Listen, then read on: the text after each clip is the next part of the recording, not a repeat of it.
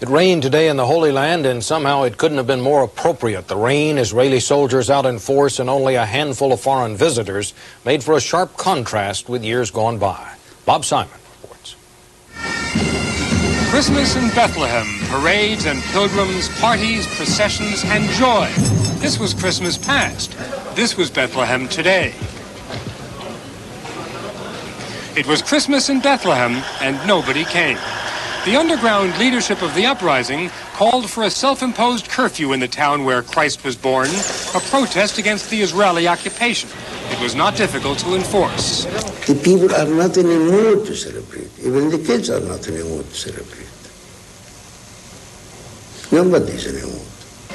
There were a few intrepid tourists, a few forlorn Franciscans. The rain only served to dampen the gloom which hovered in the fog surrounding the Crusader fortress over the grotto of the Nativity. There were thousands of umbrellas in Tel Aviv tonight. This was an Israeli protest. Supporters of the Peace Now movement calling for negotiations with the PLO. We are not enamored of the PLO. We cannot forget what they did. But there is no chance for peace without the Palestinians. That's a bare fact. A Christmas message from some citizens of the Jewish state. Here in Bethlehem, there was a tug-of-war tonight between the Palestinians who wanted Christmas canceled and the Israelis who wanted the festivities to proceed.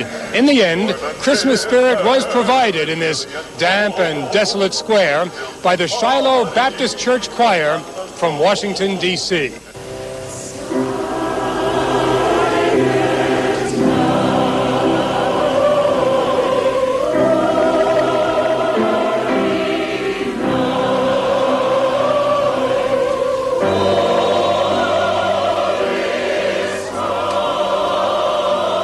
The message, peace on earth, goodwill towards men, was broadcast to the world from a place where people of many faiths still seem obstinate in their determination to make war.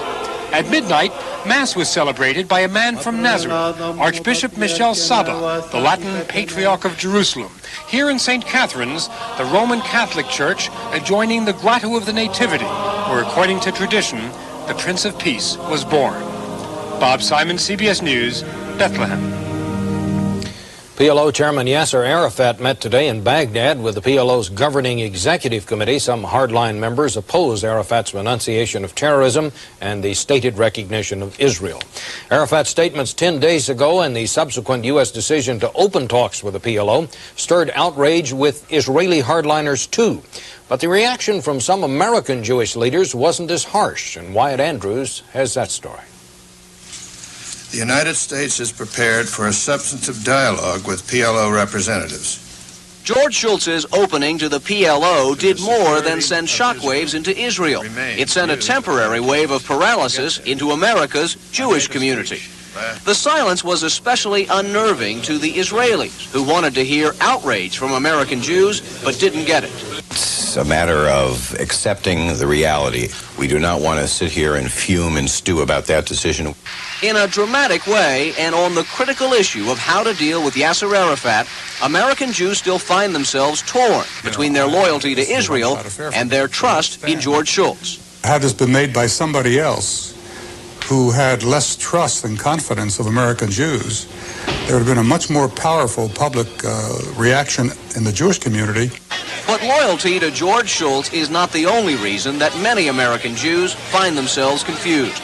An increasingly visible faction of American Jewry thinks it's a good idea to talk to Arafat, a faction symbolized by attorney Rita Hauser, who met Arafat in Stockholm, a group that argues Arafat is a necessary part of the peace process and that Israel has waited far too long to make its peace with Palestinians. Many American Jews realize that Israel is on a disastrous course and that without talking to the PLO, it's really just burying its head in the sand.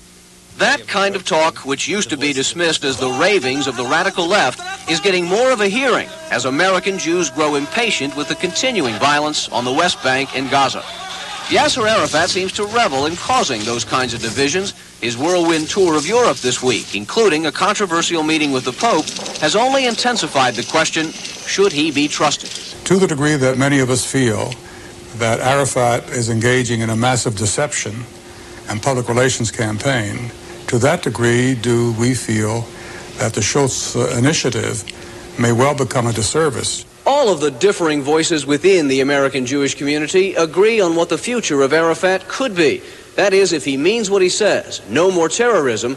Every month that Arafat now goes without a terrorist incident is a month that brings Israel closer to negotiations with the PLO. Wyatt Andrews, CBS News, the State Department. The first known direct contact today between a top Soviet official and the deposed king of Afghanistan. Deputy Foreign Minister Yury Vorontsov visited the exiled king at his villa in Rome. He said he invited the king to join talks on forming a new government following the Soviet withdrawal.